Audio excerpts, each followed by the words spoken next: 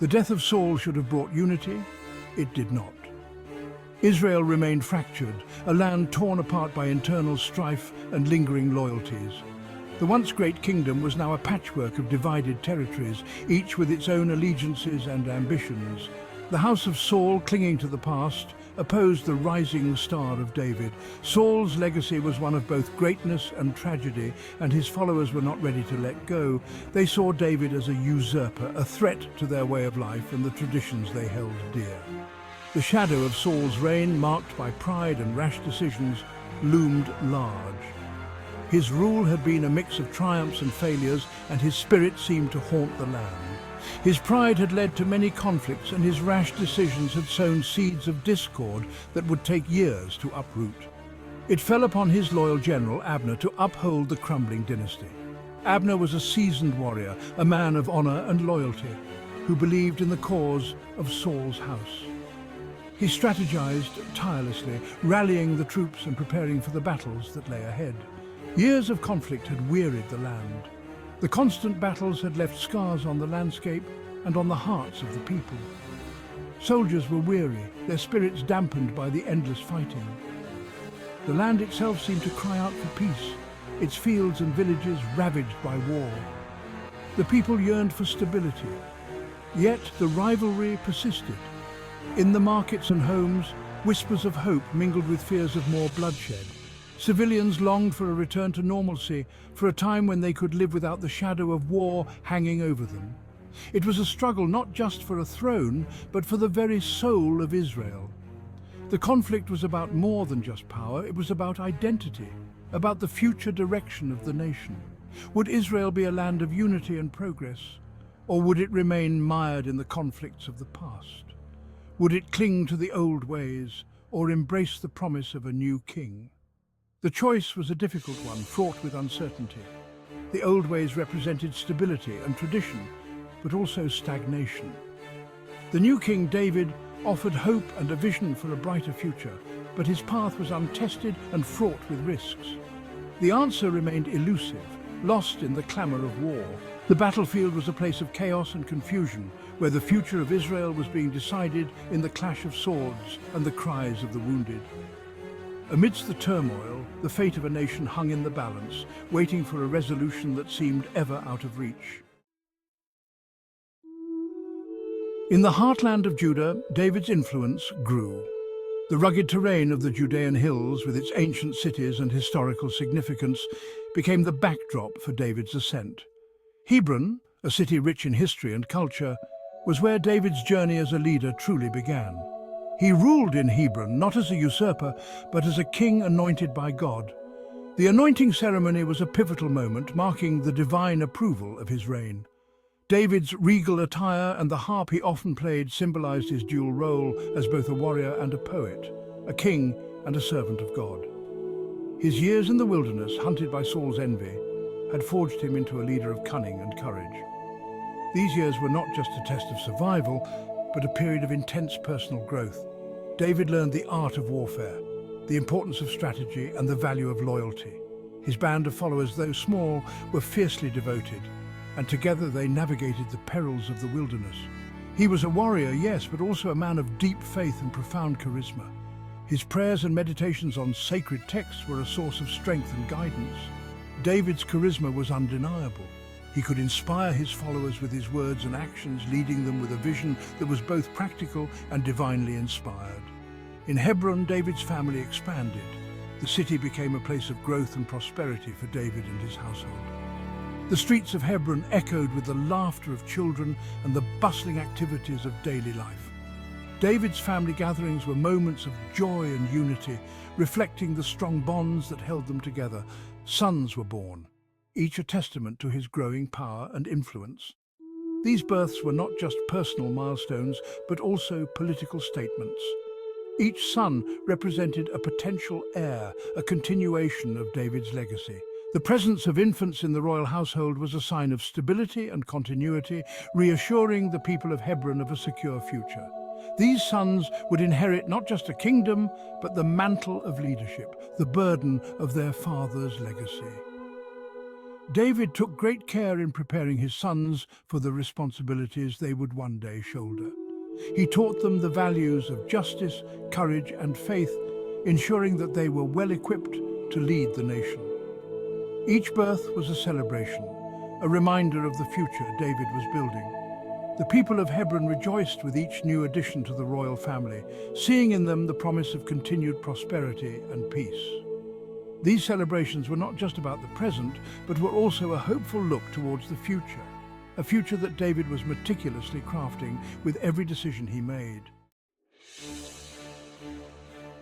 Abner, Saul's seasoned general, carried a heavy burden. He had been a loyal servant to Saul, fighting countless battles and strategizing for the kingdom's survival. The weight of his responsibilities was immense, and the future seemed uncertain. He propped up Ishbosheth, Saul's heir, a shadow of his father. Ishbosheth lacked the charisma and strength that Saul had, and Abner knew it. The young prince was hesitant, unsure of his own abilities, and constantly living in the shadow of his father's legacy. Abner saw the waning fortunes of Saul's house. The kingdom was crumbling, and the once mighty dynasty was on the brink of collapse. The people were losing faith, and the enemies were closing in. Abner's heart was heavy with the realization that the end was near. He knew their time was fading. The sun was setting on Saul's reign, and with it, the hopes of a united kingdom under his lineage. Abner felt a deep sense of resignation, but he was not one to give up easily. David's star ascended while Ishbosheth remained in the shadow of his father's legacy.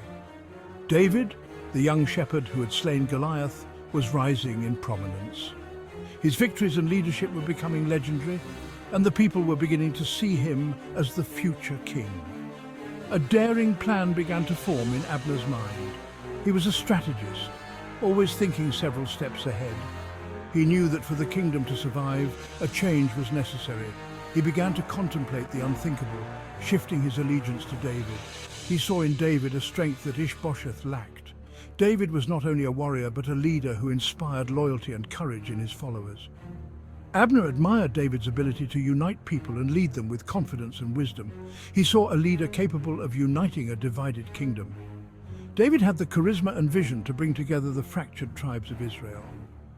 Abner believed that under David's leadership, the kingdom could be restored to its former glory. It was a risky gamble, a betrayal of blood loyalty, but Abner was a pragmatist.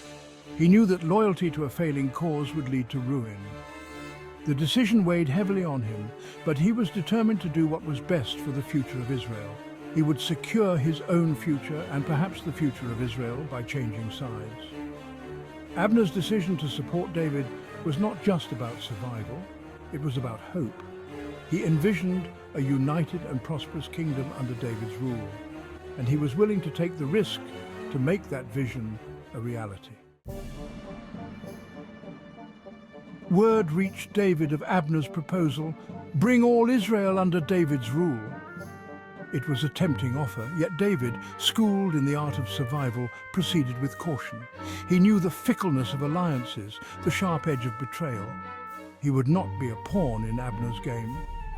David laid down his terms. Michal, Saul's daughter, once David's wife, must be returned. It was a symbolic demand, a reclaiming of what was rightfully his. It was also a shrewd political move, a way to link himself to Saul's lineage, to appease those still loyal to the former king.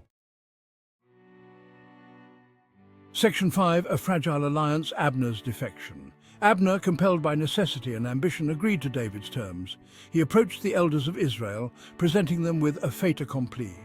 David, he argued, was the true king, chosen by God. The land, weary of strife, seemed ready to accept this new reality. The alliance between David and Abner, though born of pragmatism, offered a glimmer of hope. Could these two powerful figures, once locked in opposition, truly reconcile and heal the wounds of the past? The answer, like the future of Israel itself, hung precariously in the balance. Section 6, Betrayal and Blood, Joab's ruthless act. The fragile peace was shattered. Joab, David's fierce and loyal general, returned from a raid to find Abner in David's presence. Old hatreds, fueled by the memory of blood spilled, surged within him. He saw Abner not as a peacemaker, but as a traitor. Without a word to David, Joab acted. He lured Abner away from the safety of David's court and struck him down. The blow was swift, brutal, an echo of the violence that had plagued Israel for too long. In that single act of vengeance, Joab destroyed any hope for a bloodless unification. Section 7, A King's Lament, Justice and Retribution. The news of Abner's murder reached David like a physical blow. All his carefully constructed plans, his hopes for a united kingdom, lay in ruins. He mourned not only the loss of a potential ally, but the death of peace itself. David's grief was public and profound. He tore his clothes, fasted, and refused consolation. He ordered a state funeral for Abner, a public display of mourning that shocked the court. Joab, watching his king, saw the depth of his rage and knew that David's vengeance, when it came, would be terrible. Section 8, The Weight of the Crown, David's Reflections. The death of Abner weighed heavily on David. He realized that power, even when justly earned, was a double-edged sword. It brought responsibility, the burden of leadership, and the agonizing duty of making impossible choices. He could not undo Joab's treachery, but he could and would seek justice. He cursed Joab, a curse that would follow him and his descendants, but the stain of Abner's blood, the consequence of ambition and revenge, would forever mar David's reign, a stark reminder of the cost of power.